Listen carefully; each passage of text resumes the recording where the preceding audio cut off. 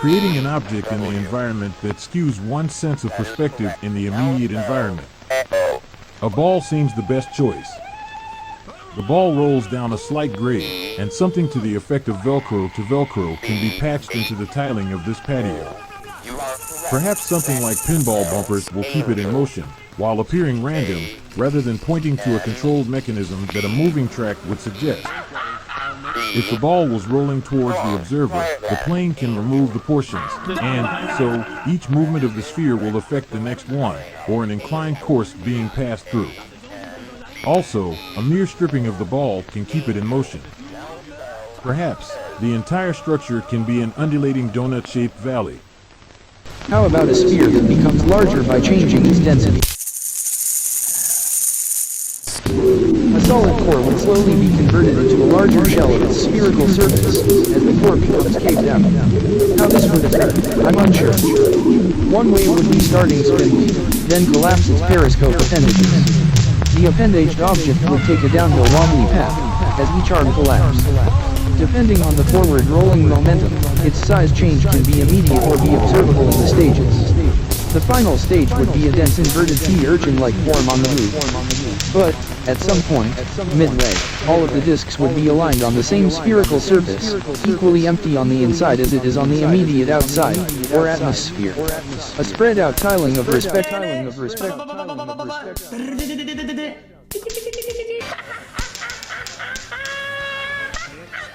I'm thinking about plywood panels and 1x3s. Let's say I wanted a perfect sliding mechanism of interlock sliding panels. I'm unsure of the mechanical name for this engineering piece. We need a constant capture. We'll assume we can match. Let's say he wanted a perfect sliding mechanism of interlocked sliding panels.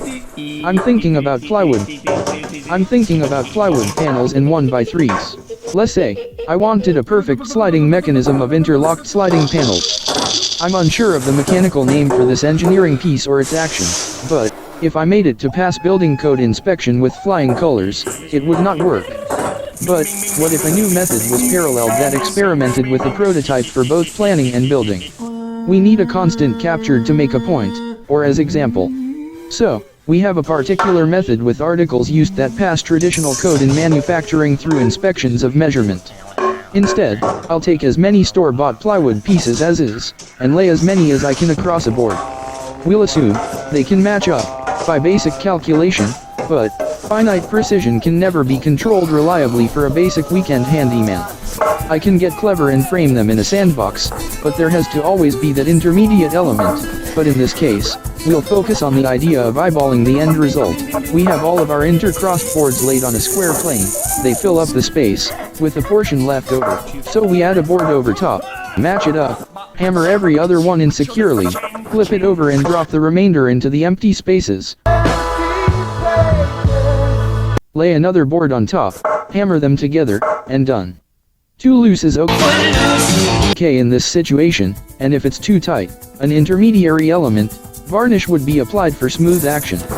The natural world appears to work this way. We identify types, and as the type, they can be identified by various categories or stratums of perfection. Some may be a grouping or within a vacuum. We can fabricate theory based on the free will to invent or misinterpret, that including opinion, and such things as comparison, objectivity, subjectivity. Everything a body can regenerate in a cumulative series of sandboxes, allowing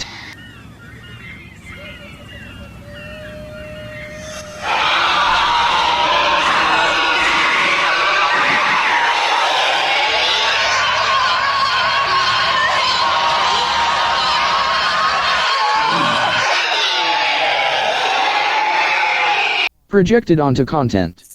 A human body is manufactured through a similar replicating assembly.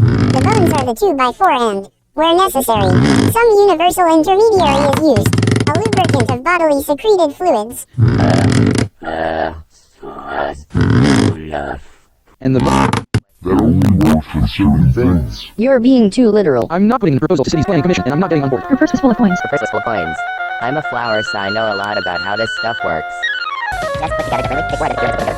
We know this because our familiarity with uniformity, but knowing and sensing are two separate entities. Perhaps an artistic type would find it jarring to be completely fine with that statement ringing true to the core, despite a high respect for mathematics, per se, and its refined and tempered namesake. Meanwhile, a mathematically oriented personality wouldn't. Perhaps, at a certain stage of scholastic maturity, the math student would come full circle to something more, perhaps thinking, with his fine repertoire secured under his tool belt, he's ready to let loose and try other things. Perhaps he thinks he has an advantage. Or, perhaps he has educated himself into identifying more disadvantages. How should they be mediated? What can be learned? Perhaps he is a sadist, and capitalist, a masochist? So many to wonder about, but, as a flower, perhaps I'm one way or the other, and what is math to me? To you, I'm like the Mona Lisa. Who knows? At best, you can spot a forgery of me. But, compared to another method, like, loose tinder sticks and pebbles, or, mud, you might be surprised at how the sandbox method adds up to Mudstack. To you, being taught to guide blindly with some conditioning and background knowledge a few strings step by step across an erector set cube on a table becomes uncannily, yet, at the same time, unimpressively easy. Oh, what have I done? You remark, afterwards. Oh, it's 6 pyramids from 1 cube. And even squares and roots, and pi begin to make sense, but, one step at a time, you're not a flower. The juice of lemons makes fine punch. The juice of lemons makes fine punch. He found that out through wasting a few minutes of an hour looking at Jaffa March types. He wanted to analyze them, but just the severity of the Easy. Hi. I found that out through wasting a few minutes of my hour looking at banned March types. I wanted to analyze them, but just the severity of the indifferential content that arose from my query and the search engine logarithms made me so, no more military formations in my playlist. It's taking up too much space and I can't do anything about it. These people volunteered for this. Perhaps it seems different from the inside, such as a flock of geese keeping formation at a faster refresh speed, easy peasy. The method of dislocated positioning is awe-inspiring, but given a surrogate role for human mobility through interaction with a what, like myself, is not too flowery. Cubes are cubes are cubes are cubes. Sliced cubes are sliced cubes. Can probably make some Dushanian apartment complexes that only a movie producer could benefit from. Pyramids were built from the base up, we believe, by stacked sandboxes of cubes. Lots of sadist-driven march routines, or UFOs.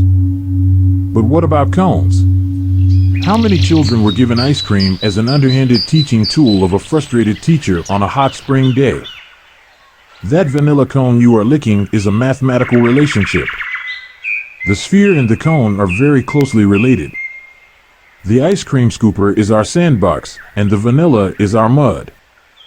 Let's switch that to a chocolate cone, and thanks, here you go, packed on top of the cone, which is a circle of pressed flour, water, egg, brown sugar, and whatever, a bunch of mud into the waffle iron.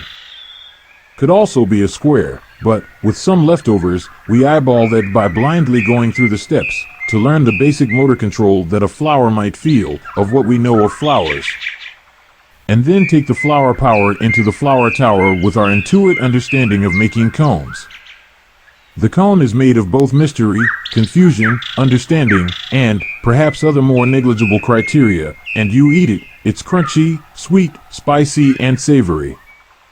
Either way, when it is folded with sculptural fortitude and purpose, the layman will fail to realize the blind side of the activity in which a complex mathematical arrangement of grid is created.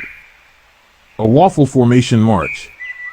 Some ice cream franchises have profited off of a post-industrial approach to the ice cream on a cone by leaving the waffle trimmed. This is actually done to franchise off of the imperfection, leaving the homemade cone fresh off the grill absolutely uncircumcised. But, let's take it a step further. Can a sphere be divided into cones? No. But cones can make a sphere. Then, hold in place with some packed rum raisin or peanut butter ripple.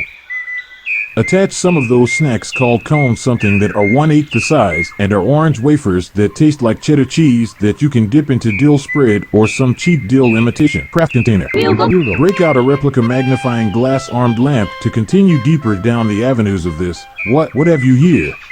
Box Bugle Snacks. Finds a crispy corn crunch and discovers with Bugle Snacks the taste that's a blast. You've charted the fractal landscape of the infinite. You just need more microscopic equipment or a larger ball of mud. Untrimmed. Point taken. Point still there. It will be much easier fundamentally, resolving reconstructing with zero axiometrically than reconstructing lawyers resolving. Unequal core, it was pretty much the mindset of starting the end result of the model. Along with the ratio number of cones per silhouette clockwork and joints, we have the weights proportionally with length or sequence through formation, physical civil cell. They say we hit an unponderable molecular level that will not act like cones, but only true to look more closely at the motion for comparison with which vid or study.